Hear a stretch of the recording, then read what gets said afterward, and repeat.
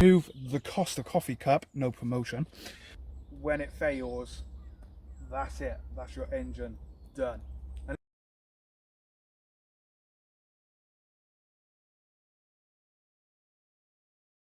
Hello, this is Jake and welcome to my automotive channel. Today I'm reviewing my 2002 Porsche 911 Targa, the 996. I don't think I've ever done a car review in my life, so this is my first car review and what a car to do it with. So if you haven't already, please remember to like and subscribe to my YouTube channel, and we'll take this car, I'll take you around the car, we'll have a good look at some of the things, talk about some of the things like the headlights and the IMS bearing. You got it when it involves a 996. And then we'll take it for a small drive and you can see what it's like to drive. So yeah, let's jump straight into this review. So where better to start a review on a Porsche 996 than the most controversial headlight in the world. The Porsche 996 was the first water-cooled Porsche 911. They went from the air-cooled to water-cooled, first time they done it. They completely redesigned the car for the 993. And they come up with this headlight, which was a little bit different on Series 1. We had the indicator down here. The Series 2, the facelift, they redesigned the headlight, made it look a little bit more appealing. In my opinion, I absolutely love this headlight. One of the reasons I've always wanted one of these 996s is because of the headlight design. I think it makes the car look very sleek and modern. And then of course Porsche heard all the purists out there complaining and saying, oh my god, it's the end of the world. So when they started designing the 997, they put a normal Porsche headlight in, which is okay, but I will always love the 996 for the headlight design. So here's your engine bay, covered under all of this stuff, mainly the airbox, but your engine's down in there. It's a flat six 3.6 litre, brake horsepower about 316, and gives the car a lovely top speed of about 177 from new, that is, and you get about 0 to 60 in about 5 seconds, 5.2 seconds I think it is. But this airbox is not the best looking airbox in the world, but it does the job. It's actually quite efficient and does work really well for the engine. But that's pretty much the engine bay. I can't show you too much else in there. You've got your fan on here, of course. Now I had a custom ducktail spoiler put on here. So the original Porsche 911 would have the rear wing pop up. Still have that wing, however I wanted a ducktail to have a bit of a classic look on my 911. So that's why we got some wires here that's not actually plugged into anything, because I haven't got the pop-up rear wing no more. So if you know your Porsches and you've been looking at buying a Porsche 996 and watching reviews like I did when I buy new cars, you watch reviews on the cars on YouTube and read reviews in magazines and everything, you've probably heard about the IMS bearing on a Porsche 996, and when it fails, that's it, that's your engine done. Unless you catch it, of course, catch it in time, which you can do. Now the IMS bearing has never been changed on my Porsche 996, and this car has done 97,500 miles. There's no signs of it failing, which is great. I had it all checked out. We've done a Ford check on the car. The IMS bearing is working as it should. There's no failures occurring anywhere else, so that's great. For peace of mind, I would have probably got it changed if I wasn't selling the car. But the IMS bearing, you know, it's one of those things that's out there. I'm not going to go into too much detail because I'm not a mechanic for a start. I'm sure you've read all the stuff about the IMS bearing, and there you go. So I thought we'd have a look at the side of the car, and you can see all right from the front headlight, right from that front headlight all the way across all the different lines and everything, and the way it comes up, how sleek the windshield is. It smooths over here and then smooths down to the rear of the car, which is very nice. Now most Porsche 996 owners and car enthusiasts will tell you that the rear of this car is more presentable, better looking than the front. I don't believe in that theory because of those headlights, because I do like the headlights, but the actual lines of the car is very beautiful, and you still got the Porsche dip here as it goes down to the nose of the car. We'll have a quick look in the trunk as well. So you got your spare wheel right here, which is a space saver wheel. Comes with a CD multi-changer, which is very nice. And of course I got my CDs there, a road safety pack and everything. And then you have your actual space in here, ignore the DVDs and coat.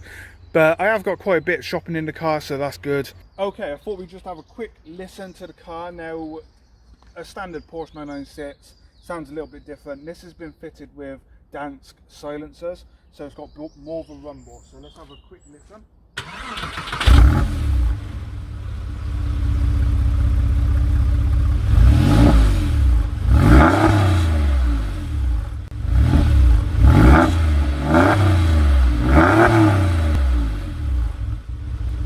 So at the rear of the car now, of course the rear is a little bit different because I had the ducktail fitted, and I went with the Porsche decor across that with a Cthulhu decor on that. But you got your rear lights, and then you got the braking light up here. The ducktail was a little bit of a custom job, and I had the rear brake light removed from that, which usually is not sold like that. But also one of the options with the aero kit on a Porsche 996, especially Series 1, you could have these spats on the rear bumper, and they really do look unique. You don't see this on any other car design now. So that's a unique feature to the 996, and it really suits it. I really do like how they've done that, and then it's supposed to match the side skirts as the car goes across like that. Okay, I've took the camera off tripod and we're going to take a look at the interior now. So you got your door handle here, colour coded of course. Let's jump in. So there you go, there's your display, your dials, your clocks, everything right there. Very nice.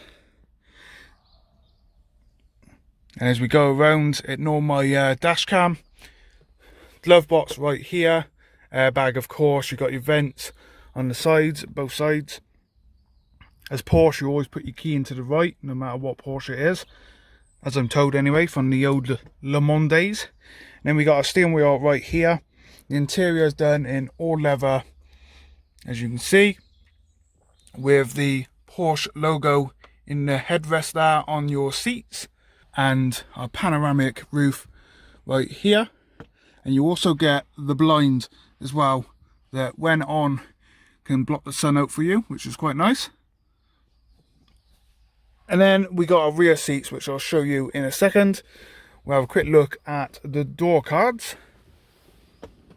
So here's your door card. So you got side impact airbags right here as well. Storage in there. Your light down there. Your door handle, unique, nice design. I do like that. And then your electric wing mirror adjuster right here, your buttons for that. And then for a bit of storage, you have this down here as well. You have your wipers here, lights and indicators of course, and then your toggle for your display in the center right there, and then our clock as well. And you can adjust the clock at the top there, as you can see. This one is also fitted with the navigation system, which was another option when buying the car new. Or still works, which is great to see actually. And then you put your navigation disc down there. You could also put the card in here. You got your buttons, your lock in, your PSM off, which is your ABS traction control, rear wiper, and then we got our air conditioning and everything down here. And then obviously this is the switch for the blind, and the switch for the roof is right there. We also have these switches down here. So obviously rear boot, the rear window that opens on the Targa, and then your bonnet. The Targa is the only one that has the rear window open up, which we'll take a look at now. So on the Targa, this one opens up right here.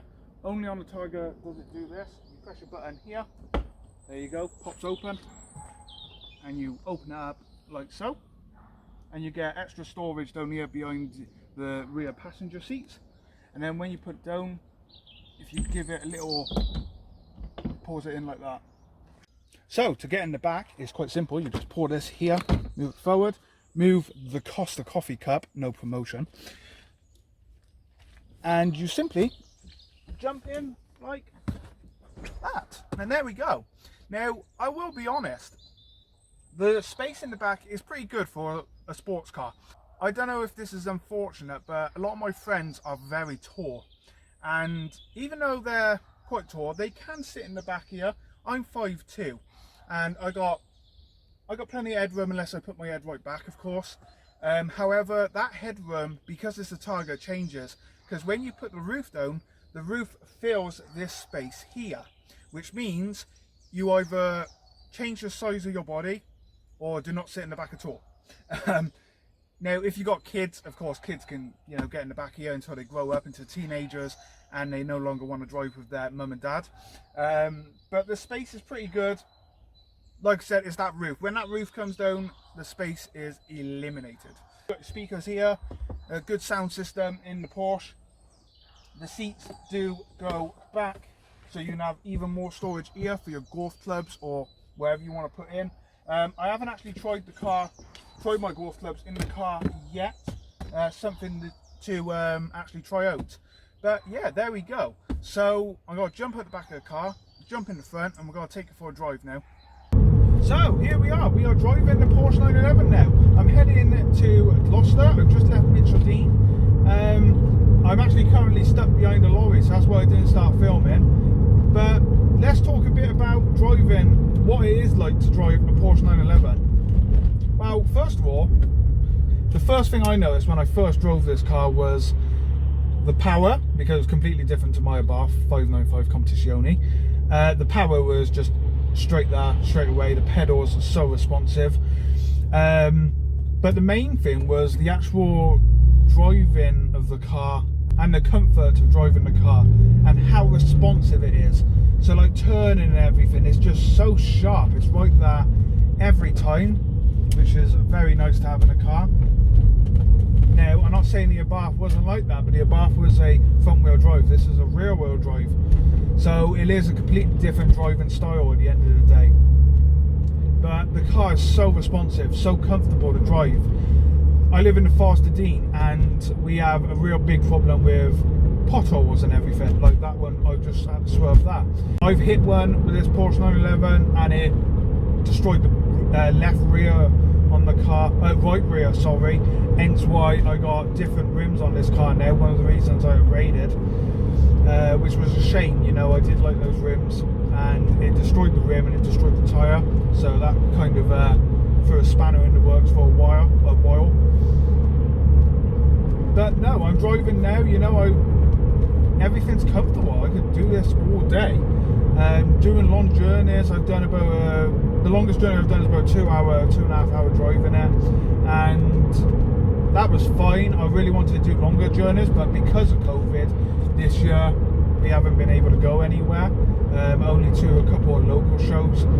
So that alone is a bit sad. COVID's affected everyone, including me. But I'm letting this car in front just get away a little bit so we can roll the windows down and have a listen to the car. And wind.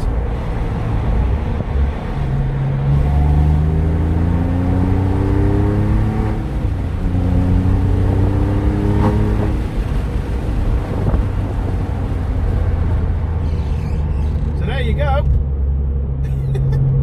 I love the sound of this car, and I can't help thinking it would sound so different without those dance silencers fitted. It definitely wouldn't sound as good.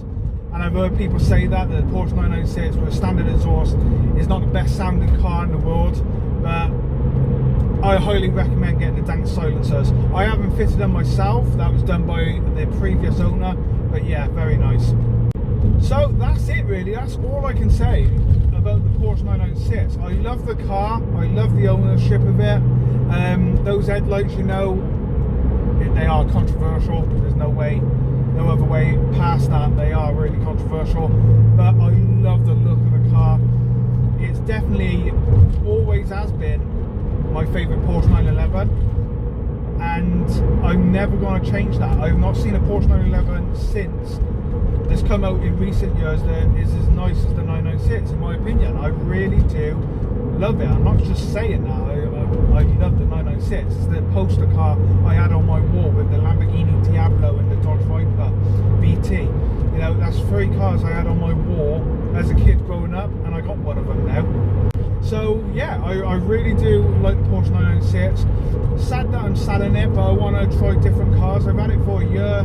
The ownership has been really good. Everyone's beeping me. Okay, maybe I'm just popular today. But anyway, that's it. Thank you for watching. Please remember to like and subscribe to my channel. If you want to see more on this car in the next couple of weeks, let me know. It's not going to be sold anytime soon, even though it's up for sale, COVID restrictions and everything, so it's going to be a little bit harder when people coming to have a look at it. So anyway, thank you all for watching. I will see you all soon, and yeah, bye for now.